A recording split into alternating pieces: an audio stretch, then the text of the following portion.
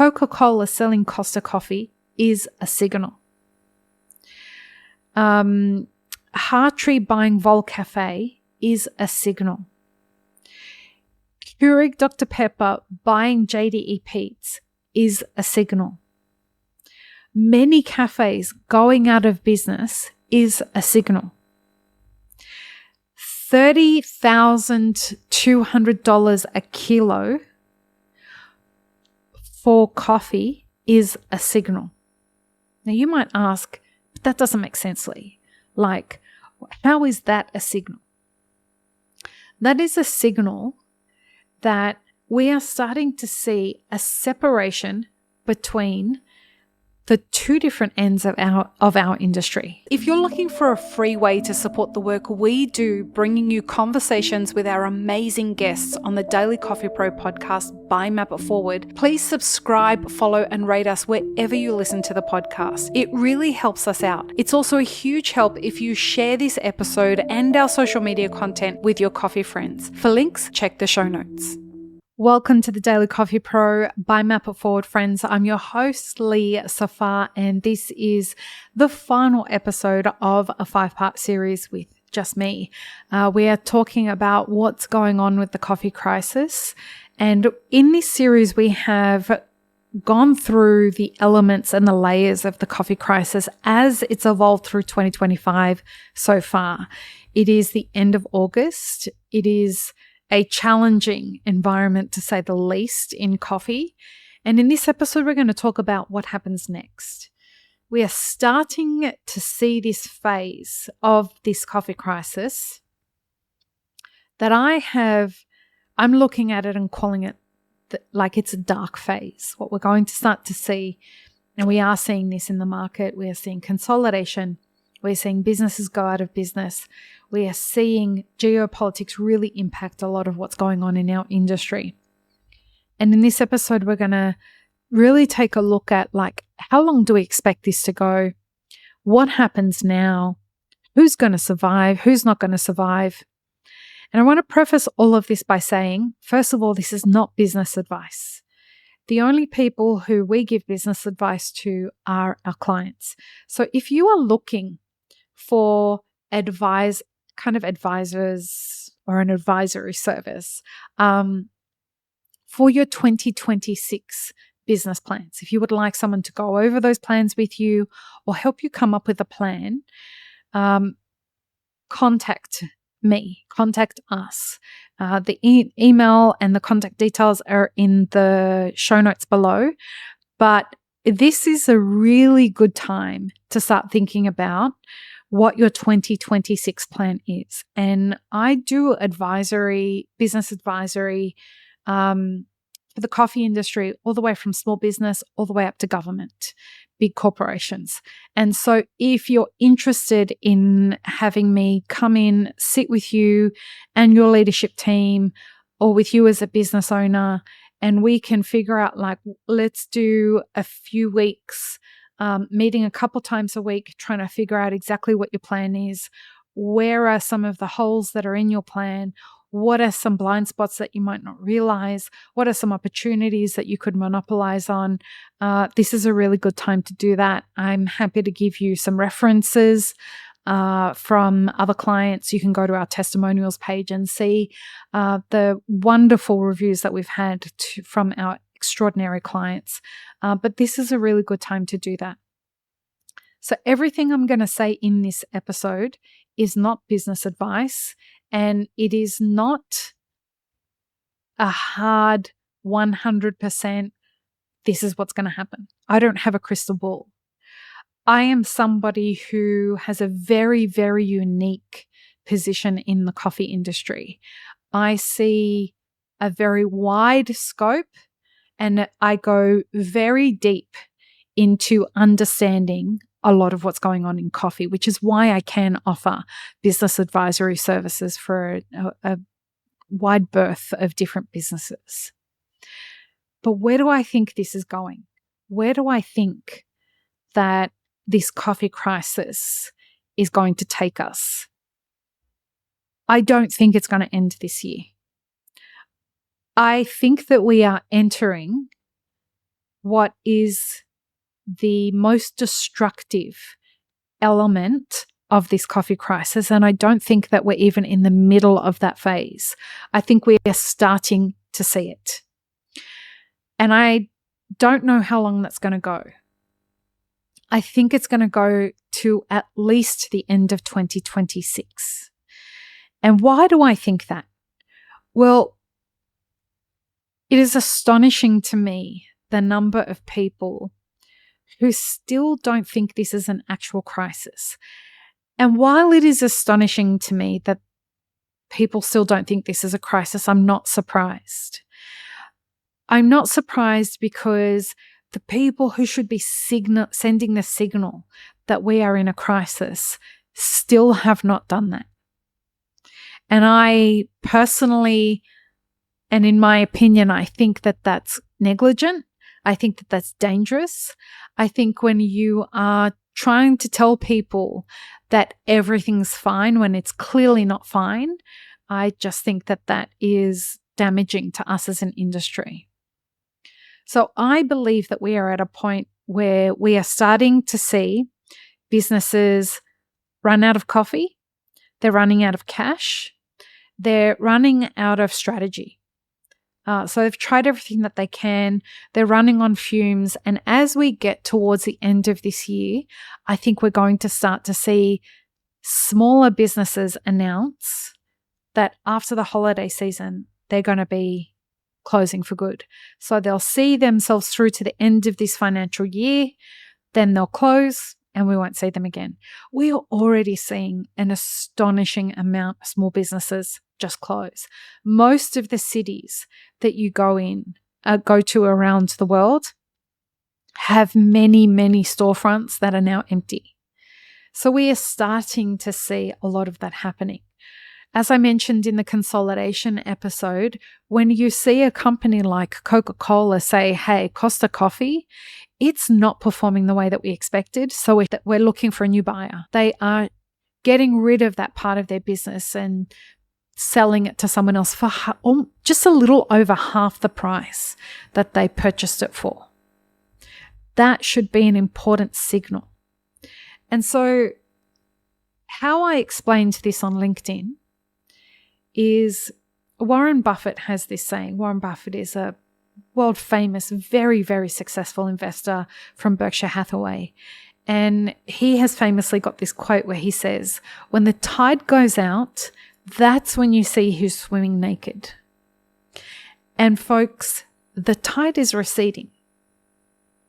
And as the tide recedes, we will get some signals. Coca-Cola selling Costa Coffee is a signal. Hartree buying Vol Cafe is a signal. Keurig Dr. Pepper buying JDE Pete's is a signal. Many cafes going out of business is a signal. $30,200 a kilo for coffee is a signal. Now you might ask, but that doesn't make sense, Lee. Like, how is that a signal? That is a signal that we are starting to see a separation between the two different ends of our industry. And we are seeing a gutting out of the middle.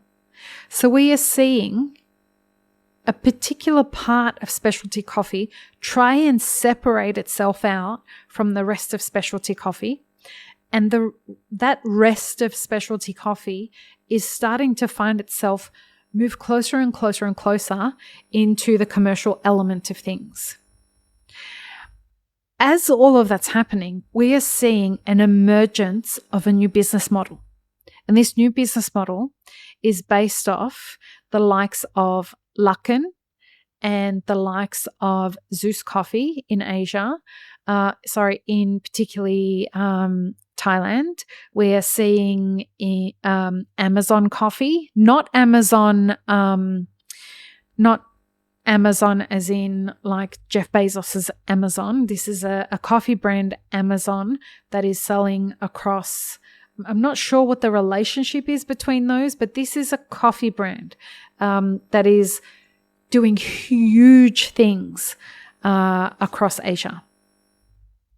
These are businesses that are operating on commercial grade coffee, high volume, signature drinks, matcha, fun, automation, apps. This is another signal. We are starting to see these companies with very, very, very deep pockets start to compete with the likes of businesses like Costa Coffee, and Costa Coffee is just not performing.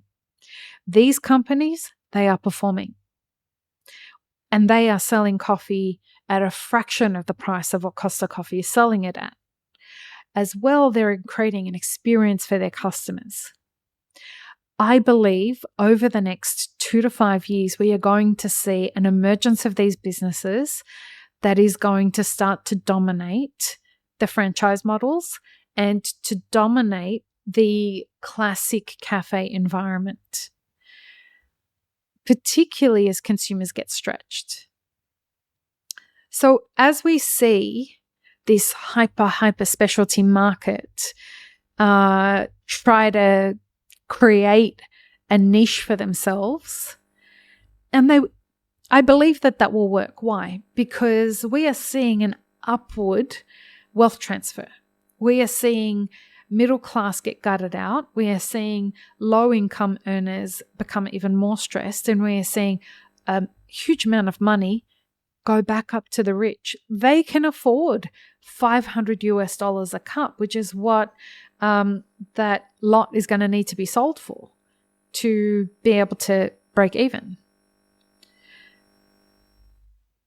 So they will find a market for that. But there's the rest of the industry. That is a tiny, tiny, tiny, tiny percent of specialty coffee, which is all of specialty coffee is a fraction of what the rest of commercial coffee is. So imagine how small that is. We are in a time where what I believe will come at the end of this middle phase of this coffee crisis is that we have to seriously ask ourselves, what do we want coffee to be? And if we can't start thinking of that from now, I'm not sure that we're going to get a say in what coffee will be. Because here's how this plays out.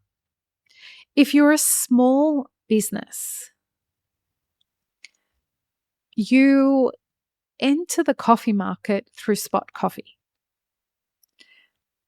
Spot coffee is going to be prohibitive for you as a small business.